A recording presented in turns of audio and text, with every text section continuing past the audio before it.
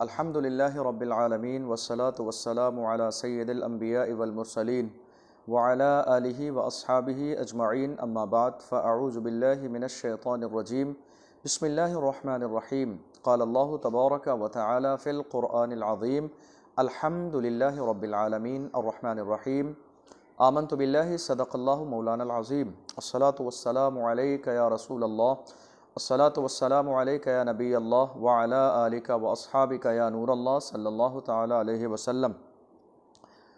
अल्हम्दुलिल्लाह, बहुत खुशी की बात है कि आज हमने और आप सब ने पहला रोज़ा मुकम्मल कर लिया है और आज 2 तरावी हमारी और आपकी मुकम्मल हो चुकी हैं। बारगाह इलाही में दुआ है कि परवरदिगार आलम हमारे इस पहले रमज़ान को अपनी बारगाह में कबूल फ़रमाए और नमाज तरावी को अपनी बारगाह में कबूल फ़रमाए। यकीनन ये वो मुबारक दिन हैं कि जिनका इंतज़ार हमें और आप सबको पूरी साल रहता है, लेकिन ये मुबारक रातें, ये मुबारक सातें न जाने कितने खुशनसीब बंदे ऐसे हैं कि जिनको मैसर आती हैं और बहुत सारे लोग इन नेमतों से महरूम रहते हैं। हम खुशनसीब हैं, बारगाह इलाही में दुआ करते हैं और उसका शुक्र अदा करते हैं कि अल्लाह तेरा एहसान है कि तूने ये मुबारक सातें हमें और आपको अता फ़रमाई। रमज़ानुल मुबारक की इन मुबारक सातों में, इन मुबारक रातों में हमारी हमेशा कोशिश रहती है कि हम कुछ न कुछ कुरान और अहादीसे सहीहा के मामलात आपके सामने पेश फरमाएँ ताकि आपको उसे सुनकर समझने का और उस पर अमल करने का मौका मिले। कुरान अज़ीम यकीनन अल्लाह की बहुत अज़ीम किताब है कि जिसने अपने महबूब सल्लल्लाहु अलैहि वसल्लम पर 23 बरस के ज़माने में नाजिल फरमाया और अल्लाह के महबूब सल्लल्लाहु अलैहि वसल्लम ने इरशाद फरमाया कि मैं तुम्हारे दरमियान बहुत बावज़न और अज़मत वाली चीज़ छोड़ कर जा रहा हूँ, तुम इसको मजबूती से पकड़े रहोगे तो ज़िंदगी में कभी गुमराह नहीं होगे। कुरान अज़ीम अल्लाह की वो अज़ीम किताब है कि जिसके बारे में परवरदिगार आलम ने ख़ुद कुरान पाक के अंदर इरशाद फरमाया, इन्ना नहनु नज़्ज़लना ज़िक्रा व इन्ना लहू लहाफ़िज़ून, कि कुरान हमने नाजिल फरमाया और हम ही इसकी हिफाजत करने वाले हैं। कुरान अज़ीम से पहले अल्लाह ने और भी किताबों को नाजिल फरमाया, जैसे तौरेत को अल्लाह ने नाजिल फरमाया, ज़बूर को अल्लाह ने नाजिल फरमाया, इंजील को अल्लाह ने नाजिल फरमाया। बिल्कुल उसी तरीक़े से अल्लाह ने कुरान मुक़द्दस को भी अपने महबूब सल्लल्लाहु अलैहि वसल्लम पर नाजिल फरमाया। मगर आलम यह है, कुरान अज़ीम का एजाज़ ये है कि उन किताबों को अल्लाह ने नाजिल तो फरमाया मगर उनकी हिफाजत का ज़िम्मा अल्लाह ने अपने ज़िम्मे करम पर न लिया।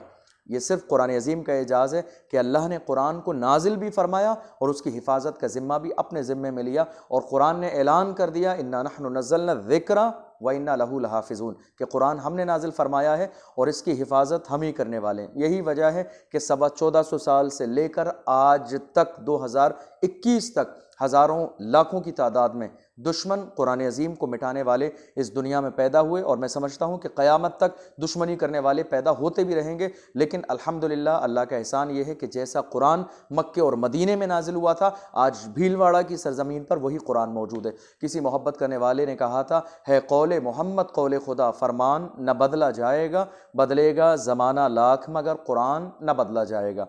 अल्हम्दुलिल्लाह हमारी कोशिश है कि रमज़ानुल मुबारक की इन मुबारक रातों में, मुबारक सातों में आप लोगों के सामने कुरान अज़ीम की तफ़सीर को पेश किया जाए ताकि आप कुरान को समझें भी और ताकि उसके मुताबिक अमल भी करें। आइए शुरू करते हैं पहले पारे से। बिस्मिल्लाहिर रहमानिर रहीम। अल्लाह के नाम से शुरू जो निहायत रहम करने वाला मेहरबान है। बिस्मिल्लाह शरीफ के बारे में है कि बिस्मिल्लाह शरीफ सूरह नम्ल की एक मुस्तकिल आयत है। सूरह नम्ल के अंदर एक आयत को नाजिल किया गया बिस्मिल्लाहिर रहमानिर रहीम। तो सूरह नम्ल की ये एक मुस्तकिल आयत है, लेकिन हर सूरत के शुरू में बिस्मिल्लाह को इसलिए लिखा गया ताकि एक सूरत से दूसरी सूरत के दरमियान फ़र्क हो जाए, इम्तियाज़ हो जाए। अल्लाह के नाम से शुरू जो निहायत रहम करने वाला मेहरबान है। बिस्मिल्लाह के बारे में मुख्तलिफ़ अहादीस में है, अल्लाह के रसूल सल्लल्लाहु अलैहि वसल्लम ने फरमाया कि हर अज़मत वाला काम जो बिस्मिल्लाह से शुरू होता है तो अल्लाह उस काम को मुकम्मल फरमा देता है। बिस्मिल्लाह के साथ जो काम शुरू किया जाता है उस काम में बरकत होती है।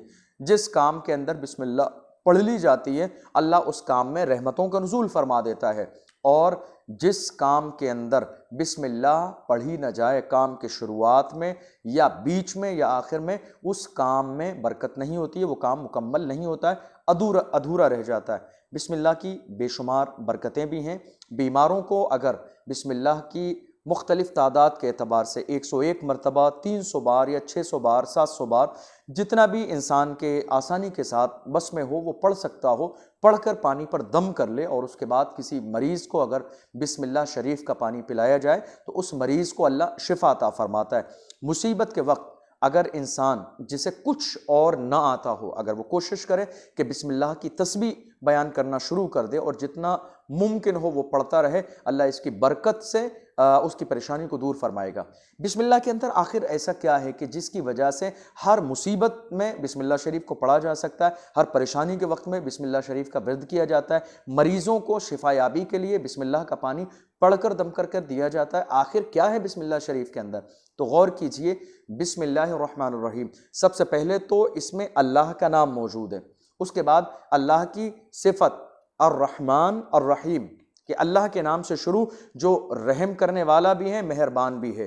तो अल्लाह की ये रहमत वाली जो दो सिफतें मौजूद हैं, इनका ये कमाल है कि जब जब इंसान अल्लाह को बार बार ये जिक्र करता है, दोहराता है, ए अल्लाह तू रहमान है, तू रहीम है, तू रहमान है, तू रहीम है, बिस्मिल्लाहिर्रहमानिर्रहीम, बिस्मिल्लाहिर्रहमानिर्रहीम, बार बार अल्लाह की सिफत रहमान को, सिफत रहीम को जब जिक्र किया जाता है तो अल्लाह की रहमत, अल्लाह को अपने बंदे पर रहम आता है और अल्लाह अपने बंदे पर रहम फरमाता है और उसकी मुसीबतों को दूर फरमा देता है, उसकी परेशानियों को अल्लाह दूर फरमा देता है। उसके बाद फरमाया गया अल्हम्दुलिल्लाह रब्बिल आलमीन, तमाम तारीफ़ें उस परवरदिगार आलम के लिए जो सारे जहानों का पालने वाला है। तमाम तारीफ़ें उस अल्लाह के लिए जिसने इस कायनात को पैदा फरमाया है। आलमीन के बारे में फरमाया गया कि आलमीन से मुराद मा सिवल्लाह, यानी अल्लाह के अलावा जो कुछ है वो आलमीन में शामिल है। तो तमाम तारीफ़ें उस अल्लाह के लिए जिसने इस कायनात को पैदा फरमाया, जिसने ज़मीन का फ़र्श बिछाया, जिसने आसमान का शामियाना लगाया, जिसने दरियाओं को पैदा किया, जिसने समंदरों को पैदा किया, जिसने हवाओं को पैदा किया, जिसने फ़िज़ाओं को पैदा किया, जिसने लैलो नहार को पैदा किया, जिसने शम्सो कमर को पैदा किया, जिसने शजरो हजर को पैदा किया, जिसने बहरो बर को पैदा किया, जिसने खुश्क तर को पैदा किया, कायनात के हर जर्रे को पैदा फरमाया, इंसान को पैदा फरमाया, जिन्नात को पैदा फरमाया, बहाइम को पैदा फरमाया, चौपायों को पैदा फरमाया, जानवरों को पैदा फरमाया। गरज के कायनात की हर चीज को जिस परवरदिगार आलम ने पैदा फरमाया उसके लिए तमाम तारीफें हों, तमाम तारीफें उस परवरदिगार आलम के लिए कि जिसने सारी कायनात को पैदा फरमाया। उसके बाद फिर अल्लाह की दो सिफतों का जिक्र किया गया, और रहमानिर रहीम, वो परवरदिगार आलम जो रहम करने वाला भी है और मेहरबान भी है। और रहमानिर रहीम अल्हम्दुलिल्लाह रब्बिल आलमीन के बाद ये तरतीब क्यों रखी गई? तरतीब इसलिए रखी गई कि जब ये कहा गया अल्हम्दुलिल्लाह रब्बिल आलमीन, तमाम तारीफ़ें उस अल्लाह के लिए जो तमाम आलमीन का पैदा करने वाला है, पालने वाला है, तो जब आलमीन का जिक्र किया गया तो लोगों के दिलों पर खौफ व खशियत का ऐसा गलबा हो गया कि इतना अजीम है मेरा परवरदिगार जो पूरी कायनात का मालिक है। तो फौरन उनके दिल पर जो एक गलबे वाली बात थी उसको दूर करने के लिए, कहीं ना कहीं खौफ से लरजने वाली बात थी, उस लरजने को दूर करने के लिए फौरन अल्लाह की जो सिफत रहमान है, रहीम है, उसको बयान किया गया। और रहमानिर रहीम कि ए लोगो, तुम अल्लाह के मुकर्रब तो बनो, लेकिन ना तो बिल्कुल अल्लाह की रहमत से मायूस हो जाओ और ना बिल्कुल अजाब से गाफिल हो जाओ, बल्कि दोनों के दरमियान रहो, अल्लाह से डरते भी रहो और अल्लाह की रहमत से उम्मीद भी रखो। बिल्कुल ना निडर हो जाओ और बिल्कुल ही ना मायूस हो जाओ, ना उम्मीद हो जाओ। फरमाया गया और रहमान रहीम, पालने वाला तो है, कायनात को पैदा तो उसी ने किया है, पूरी कायनात का मालिक तो वही है, लेकिन वो रहमान भी है, वो रहीम भी है, रहम करने वाला भी है, मेहरबान भी है। जब ये दोनों चीज़ें बयान की गई, अब जब अल्लाह की दो सिफतें बयान की गई, वो रहम करने वाला भी है, मेहरबान भी है, तो अब इन दो सिफतों के जिक्र करने के बाद हो सकता है कि इंसान गाफिल हो जाए, इंसान गाफिल हो जाए कि अल्लाह तो रहम करने वाला, अल्लाह रहमान है, अल्लाह रहम करने वाला, अल्लाह मेहरबान है।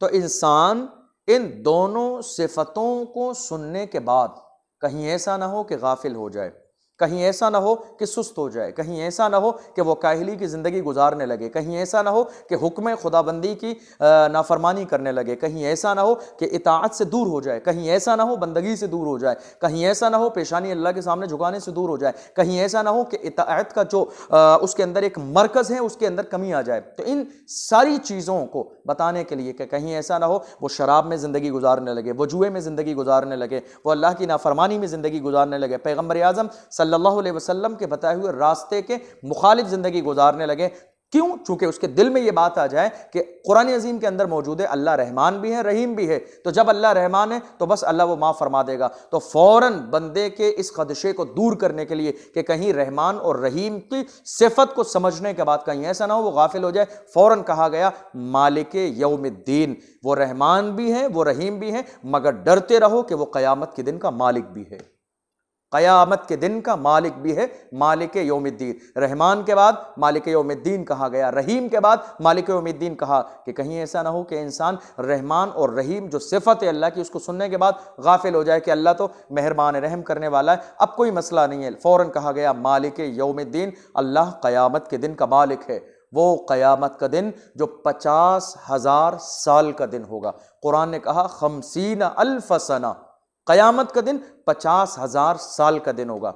लेकिन खुश हो जाइए, वो 50,000 साल के दिन के बारे में भी है कि 50,000 साल का दिन ये मुत्तकीन को परेशान नहीं करेगा, ये नेकोकारों को परेशान नहीं करेगा, ये बाअमल लोगों को परेशान नहीं करेगा। अल्लाह के मुकर्रब बंदों को ये 50,000 का साल का दिन महसूस ही नहीं होगा, बल्कि उनको 50,000 साल का दिन के बिल्कुल इस अंदाज में लगेगा गोया कि उन्होंने फ़र्ज नमाज को मुकम्मल किया और ये दिन मुकम्मल हो गया। लेकिन ख्याल रहे कि वो लोग तो इस लेवल के होना चाहिए। हज़रत इमाम आज़म अबू हनीफ़ा रज़ी अल्लाह तआला अन्हु के बारे में है कि आप नमाज पढ़ रहे थे, आपने नमाज पढ़ी, हालत नमाज में बहुत सारे लोग वहाँ मौजूद हैं, हालत नमाज में छत से एक सांप आपके सामने गिरा। यह एक वाक़े में है कि आपके ऊपर गिरा, आपके जिस्म पर गिरा। हज़रत इमाम आज़म अबू हनीफ़ा रज़ी अल्लाह तआला अन्हु नमाज में मशगूल रहे, एक जर्रे के बराबर आपके जिस्म में हरकत पैदा नहीं हुई। ये थे अल्लाह के वो मुकर्रब बंदे कि जब अल्लाह की बारगाह में अल्लाह को राज़ी करने के लिए इबादत के लिए हाजिर होते थे तो इतना मुस्तगरक हो जाते इबादत में कि दुनिया में किसी चीज़ का ख्याल ही नहीं होता। सहाबी रसूल के बारे में है कि उनके पैर में तीर लग गया और हालत नमाज में है तो जर्रे के बराबर उन्हें कोई हरकत नहीं हुई। इस तरह की बेशुमार अहादीस सहीहा में मिसालें मौजूद है। तो जो नेक बंदे होंगे ये 50,000 साल का दिन उनके लिए दुश्वार नहीं होगा, उनके लिए तो इतनी तेज़ी से गुजर जाएगा गोया कि जितनी देर में एक इंसान फ़र्ज नमाज को मुकम्मल कर लेता है। तो फरमाया गया मालिक यौमिद्दीन, रहमान के बाद मालिक यौमिद्दीन, रहीम के बाद मालिक यौमिद्दीन, के डरते भी रहो कि अल्लाह जहाँ रहमान है रहीम है वहाँ क़हार जब्बार भी है, वो क़यामत के दिन का मालिक भी है। वल्लाहु यअलमु मा तुसिर्रून व मा तुअलिनून, कुरान का ऐलान पहले पारे में है कि तुम जो छुपाते हो अल्लाह वो भी जानता है, जो जाहिर करते हो अल्लाह वो भी जानता है। अंदाज़ा लगाइए, हमारी कोई चीज़ ऐसी नहीं है, हमारी कोई हरकत ऐसी नहीं है, हमारी ज़िंदगी का कोई लम्हा ऐसा नहीं है कि जिसको हम दिन के उजाले में करें या रात के अंधेरे में करें, हम तन्हाई में करें या दोस्तों की मौजूदगी में करें और उसको अल्लाह का इल्म ना हो, अल्लाह को उसका इल्म ना हो, बल्कि अल्लाह हर चीज़ को जानने वाला है। इसीलिए फरमाया गया अल्लाह रहमान भी है, रहीम भी है, वो रहम फरमाने वाला है। मगर ऐसे काम न करो कि क़यामत के दिन ज़िल्लत का सबब हो, क़यामत के दिन रुसवाई का सबब हो, क़यामत का दिन एक ऐसा दिन हमारी ज़िंदगी में आ जाए कि कहीं ऐसा ना हो हमारा नामे आमाल हमारे बाएं हाथ में दिया जाए, बल्कि पूरी ज़िंदगी दुआएं किया करो नमाज के बाद कि अल्लाह हमारा नामे आमाल हमारे दाहिने हाथ में दिया जाए। क्यों? इसलिए कि कामयाबी उसी के लिए है कि जिसका नामे आमाल उसके दाहिने हाथ में दिया जाएगा। फरमाया गया मालिक यौमिद्दीन, वो क़यामत के दिन का मालिक है। मालिक कहते हैं कि जो अपनी मिल्कियत में तसर्रुफ़ कर सकता हो, यानी वो उसकी मिल्कियत है, वो उस मिल्कियत में जिस तरह चाहे अपने पावर का इस्तेमाल कर सकता हो। तो अल्लाह क़यामत के दिन का मालिक है। जब वो क़यामत के दिन का मालिक है, बादशाही उसी की है, वो जिसको चाहे मुआफ़ फरमा दे, वो जिसको चाहे जहन्नम में डाल दे, वो जिसको चाहे बेहिसाब जन्नत में दाखिल फरमा दे। कुरान ऐलान फरमाता है कुलिल्लाहुम्मा मालिकल मुल्क तुतिल मुल्क मन तशाउ व तंज़िउल मुल्क मिम्मन तशा व तुइज़्ज़ु मन तशाउ व तुज़िल्लु मन तशाउ बियदिकल खैर इन्नका अला कुल्लि शैइन क़दीर, कि इज़्ज़त भी देने वाली अल्लाह की ज़ात है और इज़्ज़त को वापस लेना भी अल्लाह के इख्तियार है। अल्लाह हर चीज़ पर कादिर है, वो जो चाहे वो कर सकता है। यानी तमाम सिफ़त कमाल के बारे में हमारा अक़ीदा है कि परवरदिगार आलम तमाम सिफ़त कमाल से मुत्तसिफ़ हैं। अल्लाह हमेशा से है, हमेशा रहेगा। फरमाया गया मालिक यौमिद्दीन, अल्लाह क़यामत के दिन का मालिक है। उसके बाद फरमाया गया इय्याका नअबुदु व इय्याका नस्तईन। अब यहाँ पर कुरान अज़ीम के अंदर अल्लाह की तरफ से उसके बंदों को तरीक़े बंदगी सिखाया जा रहा है इबादत का तरीक़ा सिखाया जा रहा है, मांगने का सलीक़ा सिखाया जा रहा है, पेशानी बारगाह इलाही में रखने का तरीक़ा सिखाया जा रहा है। इय्याका नअबुदु, ऐ अल्लाह हम तेरी ही इबादत करते हैं। ऐ अल्लाह हमारी पेशानी सिर्फ तेरे सामने झुकती है, हमारा वजूद सिर्फ तेरे सामने झुकता है, हमारा दिल सिर्फ तेरे सामने झुकता है। हम सजदा करते हैं तो ऐ अल्लाह सिर्फ तुझी को करते हैं। इय्याका नअबुदु व इय्याका नस्तईन, और ऐ अल्लाह हम तुझी से मदद मांगते हैं। ख्याल रहे बेशुमार लोग इस ज़माने में हुए और इस ज़माने से पहले भी बहुत सारे लोग हुए कि जिन्होंने अल्लाह की ज़ात को, अल्लाह की बारगाह तक पहुँचने के लिए जहाँ जहाँ मदद की बात आई, जहाँ जहाँ तलब की बात आई, जहाँ जहाँ इस्तिआनत की बात आई, जहाँ वसीले की बात आई, वहाँ फ़ौरन शिर्क का फतवा लगाया। मगर शिर्क ये है कि अगर हम अल्लाह की ज़ात और उसकी सिफ़ात में किसी को शरीक ठहराएं तो ये शिर्क है, या किसी और के लिए ऐसे कमालात का अकीदा रख लें कि वो कमालात फ़लाँ शख्सियत में हैं, फ़लाँ नबी में हैं, फ़लाँ वली में हैं, और वो ख़ुद से हैं, अल्लाह के देने से नहीं है, तब भी ये हमारा अकीदा शिरकिया और कुफरिया होगा। लेकिन अगर हमारा अकीदा ये है कि चाहे वो अंबिया इकराम की मुक़द्दस जमात हो, चाहे वो सहाबा इकराम की मुक़द्दस जमात हो, या औलिया इकराम की मुक़द्दस जमात हो, जितने फ़ज़ाइल व मनाक़िब हैं, जितना पावर, जितने मोजज़ात और करामतें हैं, ये सारी अल्लाह के देने से हैं, अताई तौर पर हैं, ज़ाती तौर पर नहीं है, तो शरई तौर पर इनमें कोई हरज नहीं है। इसलिए कि वसीले का जो सबूत है वो कुरान मुक़द्दस से भी है, अहादीस सहीहा से भी है। अल्लाह ऐलान फरमाता है, या अय्युहल्लज़ीना आमनु तक़ुल्लाह वब्तगू इलैहिल वसीला, कि ए ईमान वालो अल्लाह से डरो और अल्लाह तक पहुँचने के लिए वसीला तलाश करो। ख़ुद अल्लाह के महबूब सल्लल्लाहु अलैहि वसल्लम के बारे में कुरान अज़ीम के 5वें पारे में,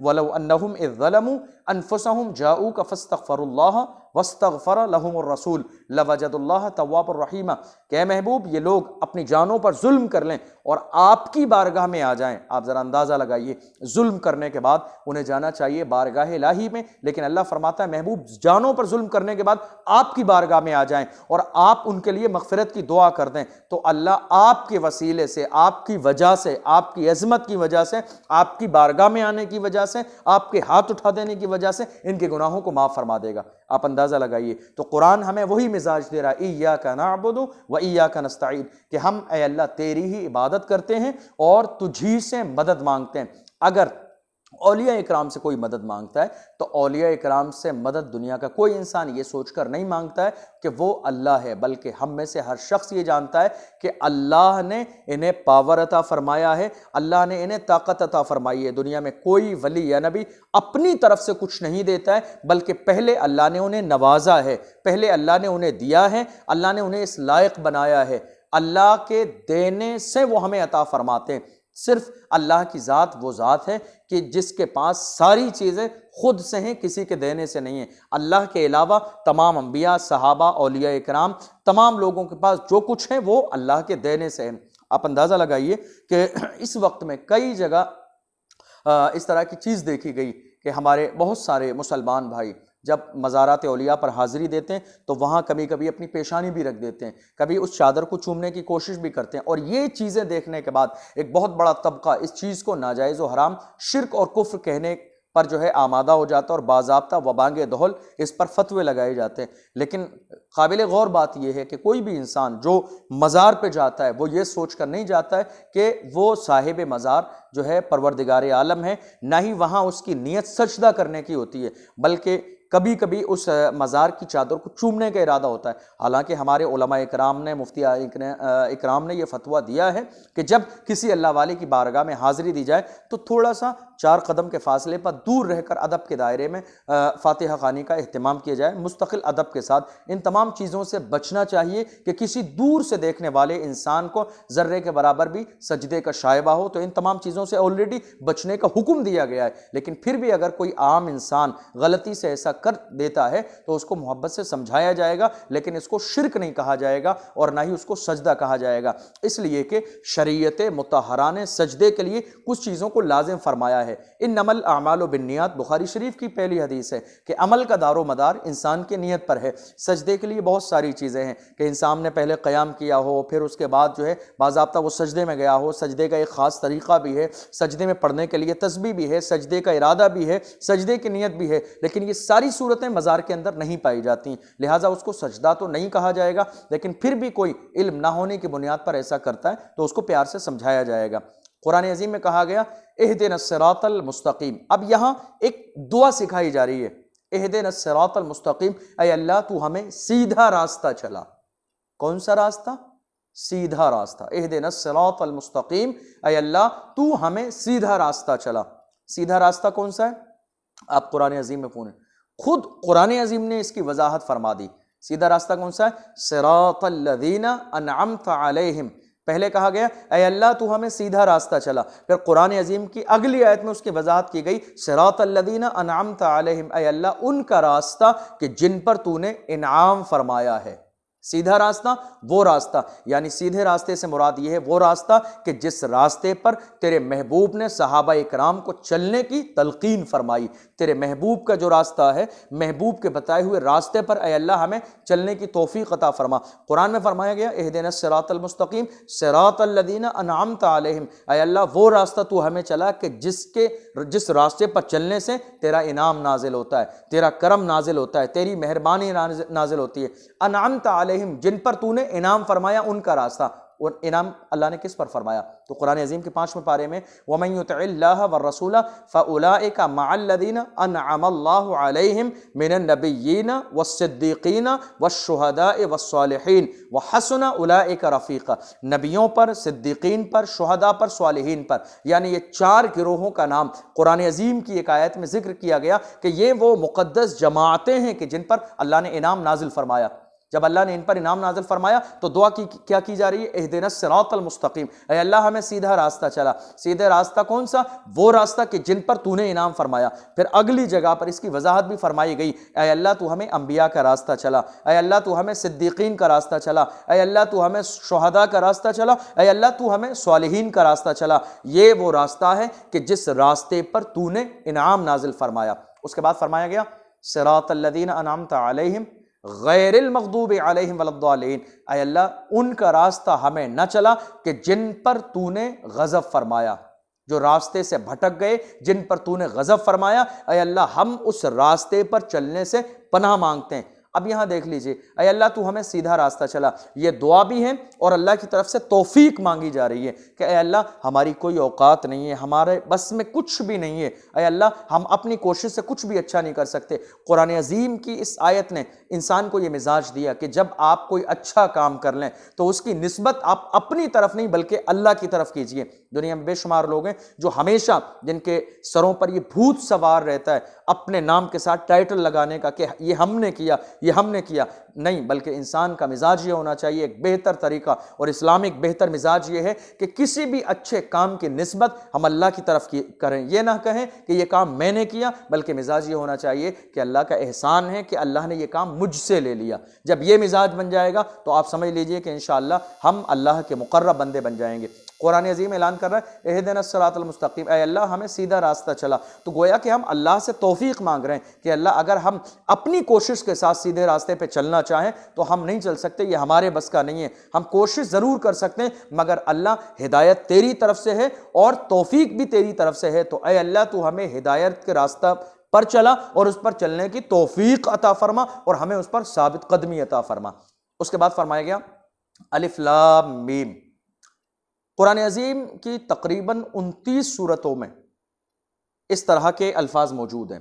अलिफ लाम मीम, हामीम, ऐन सीन काफ, अलिफ लाम मीम साद, हामीम, नून काफ, नून वल क़लम वमा यस्तरून।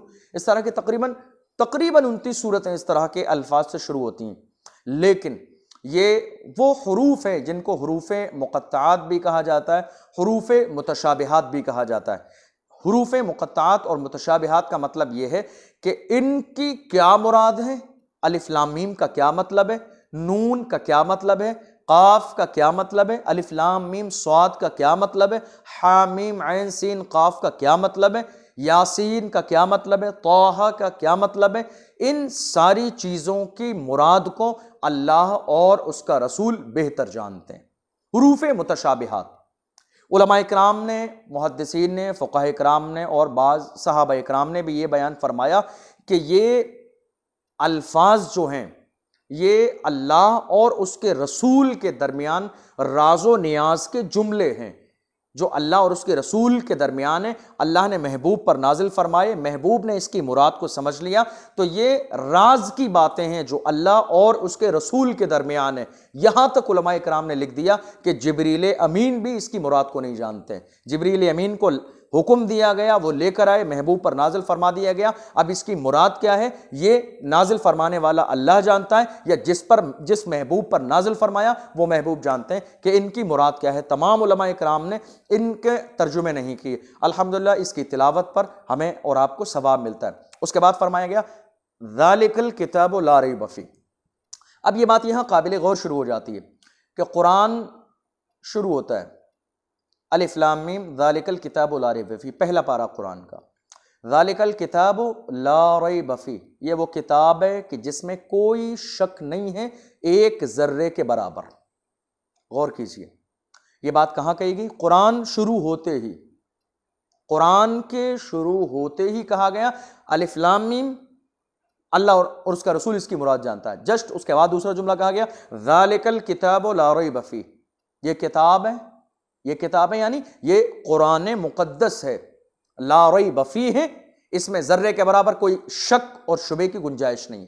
कब कहा गया? ये कुरान खोलते ही पहली सूरत आ गई है, पहली सूरत सूरह बकरा, पहली ही सूरत आ गई कुरान खोलते ही, ज़ालिकल किताबु ला रैब फ़ीह। इसका मतलब यह हुआ कि अल्लाह ने पहले ही पारे में इसका, पहले ही सूरत में इसका जिक्र इसलिए फरमा दिया कि ए अगले पारे खोलने वाले, ए आगे 30 पारे पढ़ने वाले, उन 30 पारों को पढ़ने से पहले, उन 30 पारों को खोलने से पहले तू खोलने के फ़ौरन बाद ये यकीन कर ले कि अगली जो किताब तू पढ़ने वाला, यहीं से ये यकीन करके अगला वर्क़ा खोलना, ज़ालिकल किताबु ला रैब फ़ीह, कि ये वो किताब है कि जिसमें जर्रे के बराबर कोई शक की गुंजाइश नहीं है।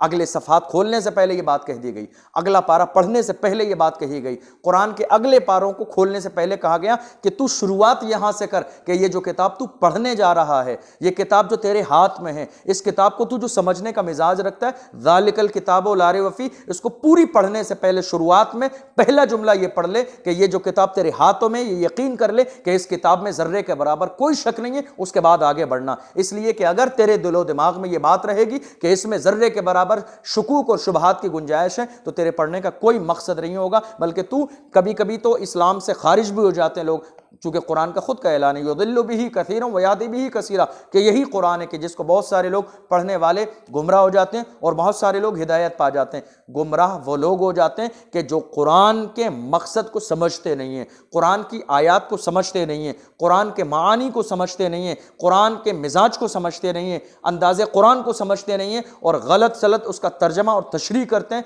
गलत समझ लेते हैं और वो गुमराह हो जाते हैं, दायरे इस्लाम से खारिज हो जाते हैं। तो कुरान के बारे में कहा गया ज़ालिकल किताबु ला रैब फ़ीह, ये वो किताब है जिसमें जर्रे के बराबर कोई शक नहीं है। फिर उसके बाद फरमाया गया हुदल लिल मुत्तकीन, ये किताब हिदायत है मुत्तकीन के लिए। किसके लिए? ज़ालिकल किताबु ला रैब फ़ीह, ये किताब है जिसमें कोई शक नहीं। हुदल लिल मुत्तकीन, ये किताब हिदायत है मुत्तकीन के लिए। मुत्तकी कौन है? मुत्तकी, अब किसी के जहन में ये बात आ सकती है कि कुरान सिर्फ मुत्तकीन के लिए हिदायत है, तो आम लोग तो इससे फ़ायदा नहीं उठा सकते, आम लोगों को तो इससे फ़ायदा नहीं मिलेगा। ऐसा बिल्कुल भी नहीं है, बल्कि कुरान अज़ीम की इस आयत का मतलब ये है कि आम तौर पर कुरान सब के लिए हिदायत की किताब है।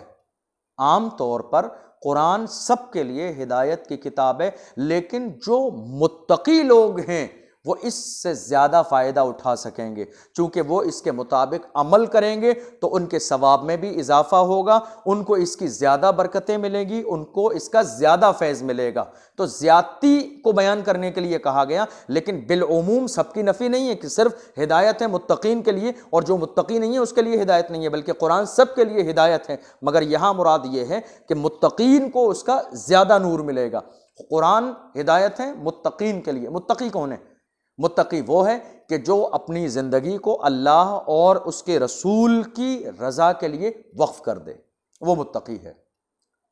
वो मुत्तकी है जो अल्लाह और उसके रसूल के मिजाज के लिए, उनकी मर्ज़ी के लिए, उनके हुक्म के मुताबिक या अल्लाह और रसूल की मर्ज़ी के मुताबिक अपनी ज़िंदगी को वक्फ कर दे, वो मुत्तकी है। लेकिन कुरान में देखिए, खुद कुरान अज़ीम ने उसकी तफसीर बयान फरमाई है। कुरान क्या कहता है मुत्तकीन के बारे में? मुत्तकी के बारे में कुरान कहता है मुत्तकी वो है अल्लज़ीना युमिनूना बिल गैब। मुत्तकी वो हैं जो गैब पर ईमान लाते हैं। कुरान ने मुत्तकीन की वजाहत फरमा दी।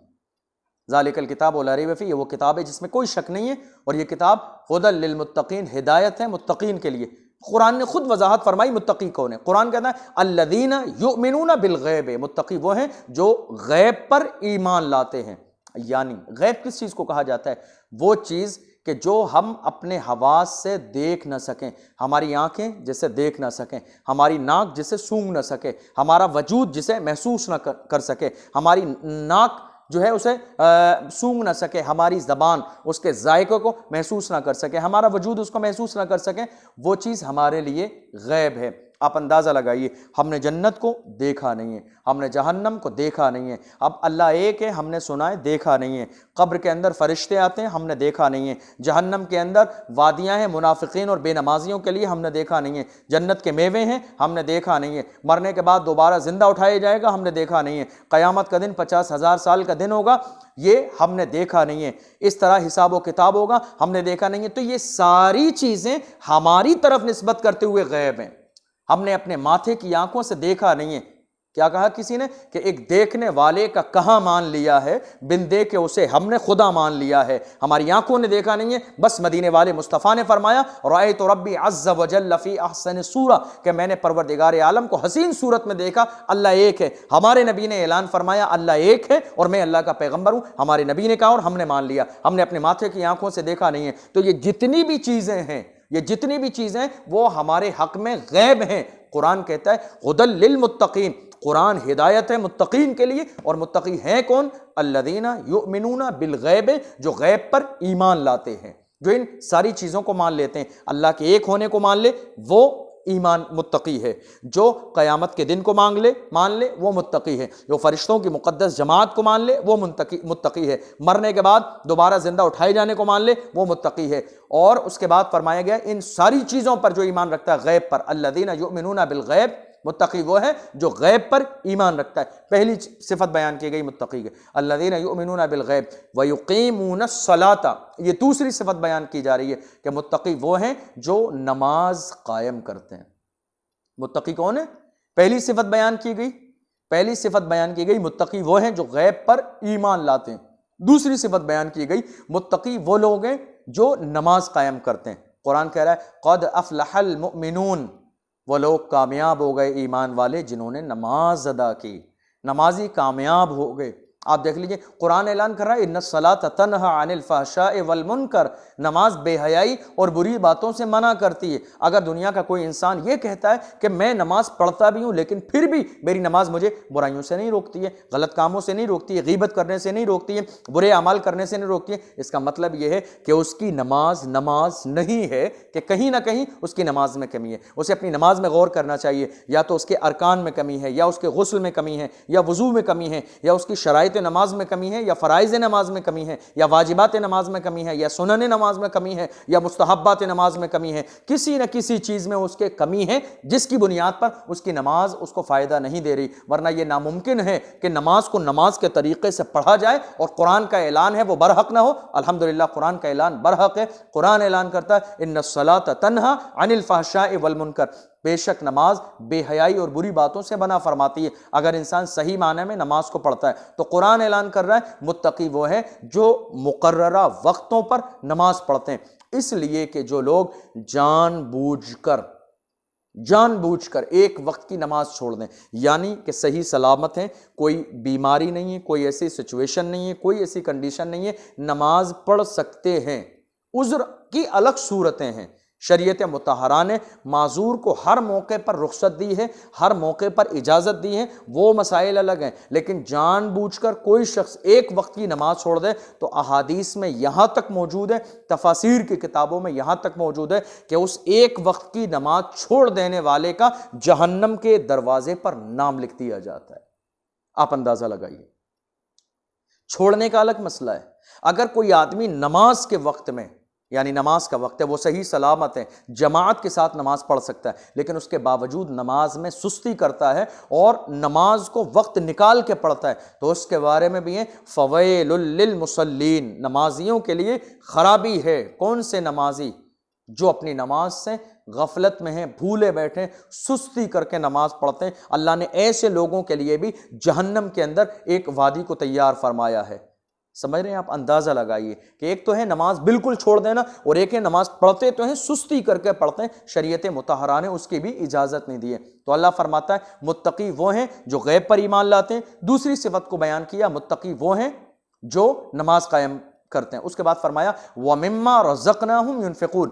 तीसरी सिफत बयान की गई मुत्तकी की। मुत्तकी वो हैं जो अल्लाह के दिए हुए माल में से अपने माल की ज़कात अदा करते हैं, हमारी राह में खर्च करते हैं, गरीबों को देते हैं, मोहताजों को देते हैं, फ़कीरों को देते हैं, बेवाओं को देते हैं, मिस्कीन को देते हैं, अल्लाह के घर के लिए देते हैं, मस्जिदों को देते हैं, मदरसों को देते हैं, तमाम मोहताजों को ख्याल रखते हैं। ये लोग मुत्तकी लोग हैं। आप अंदाज़ा लगाइए, मुफस्सिरीन फरमाते हैं, कुछ मुफस्सिरीन ने फरमाया कि इस आयत से ख़ास आयत ज़कात मुराद है। इससे मुराद सिर्फ ज़कात है, इसलिए कि कुरान अज़ीम में मुख्तलिफ जगहों पर जहाँ जहाँ नमाज का जिक्र किया गया वहाँ वहाँ ज़कात का जिक्र हुआ। या अय्युहल्लज़ीना आमनू अक़ीमुस्सलाह व आतुज़्ज़का, तो जहाँ नमाज का जिक्र है वहाँ इस चीज़ का जिक्र है। लेकिन आम तौर पर मुफस्सिरीन फरमाते हैं व मिम्मा रज़क़नाहुम युनफ़िक़ून से हम बिलउमूम बारगाह इलाही में देना मुराद लेंगे, चाहे वो सदक़ा नाफिला हो या वाजिबा हो, चाहे वो ज़कात का मसला हो या ज़कात के अलावा कोई और मसला हो, सब इसके अंदर शामिल हैं। तो मुत्तकी की सिफत एक ये भी बयान की गई कि अल्लाह के दिए हुए माल में से, यानी जो अल्लाह ने माल अता फरमाया है उस दिए हुए माल में से अल्लाह की राह में जो अदा करते हैं वो मुत्तकी लोग हैं।